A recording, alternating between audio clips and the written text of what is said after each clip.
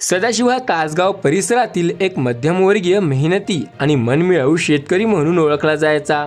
त्याचे कुटुंब, पत्नी आणि 2 मुलांसह तो सुखात राहत होता. तो एक प्रयोगशील शेतकरी होता.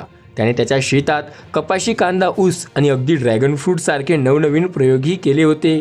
एकेकाळी त्यांना भाव अभावी ड्रॅगन फ्रूट संपूर्ण गावात मोफत वाटले होते.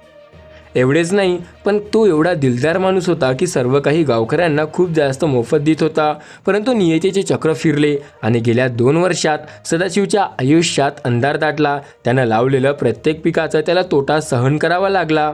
टोमॅटो आणि कांद्याला भाव न मिळाल्याने त्याचा खर्चही निघत नव्हता. बँकेचे हप्ते आणि सावकारदारांची ताकदे यामुळे तो पूर्ण खचून गेला होता. यात मानसिक तणावातून त्याने एक अत्यंत गुप्त आणि धोकादायक मार्ग निवडण्याचं ठरवलं.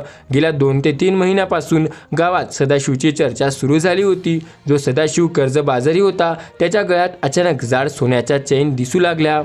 त्याच्या पत्नीच्या अंगावर नवीन दागिने आले. त्याने शेतीसाठी एक नवीन ट्रॅक्टर झाडाचा विकत घेतला होता. एवढेच नाही, तर जसा तो पहिले होता त्यापेक्षा खूप जास्त दिलदार राहायला लागला. तो आता पैशाची कमतरता भासत नव्हता. तो आता कोणाशी जास्त बोलत नसे आणि आपल्या शेतात कोणालाही पाऊल ठेवू देत नसे. सदाशिवच्या शेतात मका आणि हत्तीगव्हाची उंच लागवड होती. त्यानं वन विभागाच्या कर्मचाऱ्यांनाही बिबट्या पकडण्यासाठी पिंजरा लावण्यासाठी नकार दिला. त्यामुळे संशय हा अधिक बळकट झाला. अखेर स्थानिक गुन्हे अन्वेष पथकाला मिळालेल्या गोपनीय माहितीनुसार पोलिसांनी त्याच्या शेतावर छापा टाकला. जेव्हा पोलिसांनी मकाच्या उंच ताटांमध्ये शिरले तेव्हा त्यांना धक्काच बसला. बाहेरून मका आणि हत्ती गवत दिसत असलं तरी त्याच्या आत सदाशिवने गांजाची ते शेती केली होती.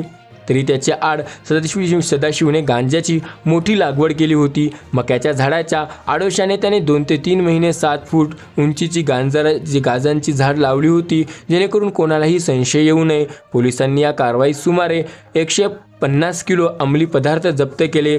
बाजारभावाप्रमाणे किमान साधारण 15 लाख रुपये इतकी त्याची किंमत होती. पोलिसांनी तातडीने सदाशिवला ताब्यात घेतले. पोलीस स्टेशनमध्ये चौकशी दरम्यान सदाशिवला आपल्या कृत्याचा प्रचंड पश्चाताप झाला. त्याने रडत रडत पोलिसांना सांगितलं की कर्जाबाजारी तो झाला होता. कर्जाचा डोंगर आणि गरिबीतून बाहेर पडण्यासाठी मी हा मार्ग स्वीकारला होता. मी एक शेतकरी आहे, पण माझ्या पिकाला अजिबात भाव मिळत नाही.